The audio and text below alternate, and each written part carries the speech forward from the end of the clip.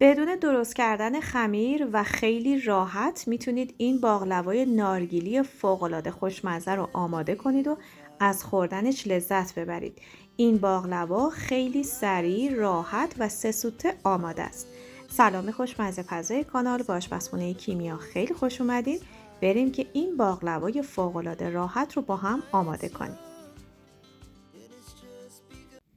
2 لیوان شکر و 2 لیوان آب رو داخل ظرف میریزیم به همراه 4 تا دونه هل شکسته و اجازه میدیم روی حرارت ملایم تا شکر کاملا حل بشه. توی این مرحله اصلا نباید این مخلوط رو هم بزنید. بعد از اینکه شکر شروع کرد به جوشیدن و داخل آب حل شد، یه قاشق غذاخوری آب لیمو بهش اضافه کنید. زعفرون رو هم به دلخواه بهش اضافه کنید و اجازه بدید تا 5 تا 10 دقیقه با حرارت ملایم بجوشه، یه مقدار غلظت بگیره و بعد از روی حرارت برش دارید. 1 عدد تخم مرغ رو به همراه نوک قاشق چایخوری وانیل یا اگر که اسانس نارگیل داشتید میتونید از اسانس نارگیل 1-2 قطره استفاده کنید برای عطر و بوی بیشتر این شیرینی. یه مقدار تخم مرغمون رو هم میزنیم تا از حالت لختگی خارج بشه و 1 لیوان شیر به همراه 1/3 لیوان روغن مایع و نصف قاشق چایخوری پودر هل به موادمون اضافه میکنیم و در حد مخلوط شدن هم میزنیم. برای این باقلوا ما نیاز داریم به 1 لیوان پودر نارگیل. من نارگیل رو 1-2 پالس داخل آسیاب خوب خوردشون کردم تا موقع برش یک برش تر و تمیزی داشته باشیم. اگر که دونه های پودر نارگیلتون درشت هست بهتره که حتما یه مقدار داخل آسیاب خوردش کنید، اما سعی کنید که به روغن نیفته.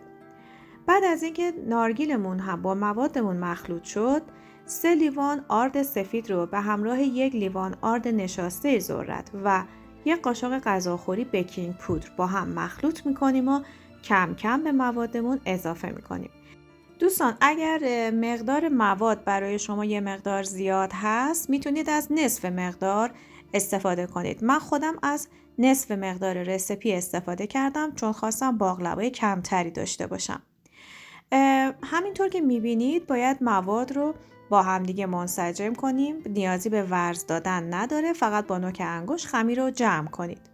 یه خمیر کاملا نرم و لطیفی باید داشته باشید.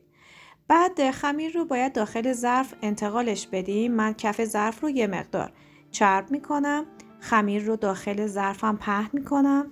باید خمیر رو کاملا به صورت یک نواخت داخل ظرف پهن کنید و دقت داشته باشید که این خمیر موقع پخت یه مقدار پف میکنه.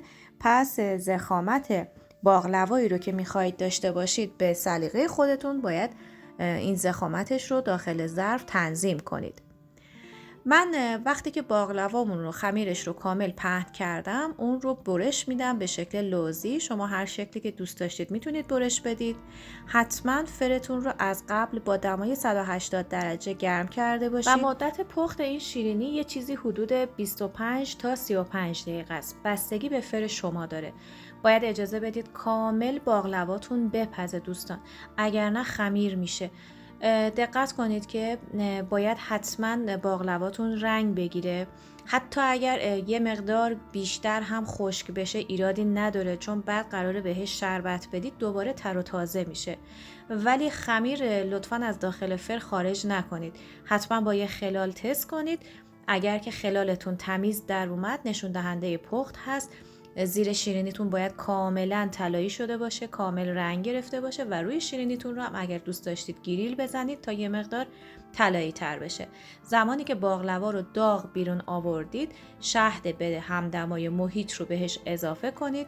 1 ساعتی بمونه تا کامل به خورده باقلوا بره و بعد آماده سرو هست.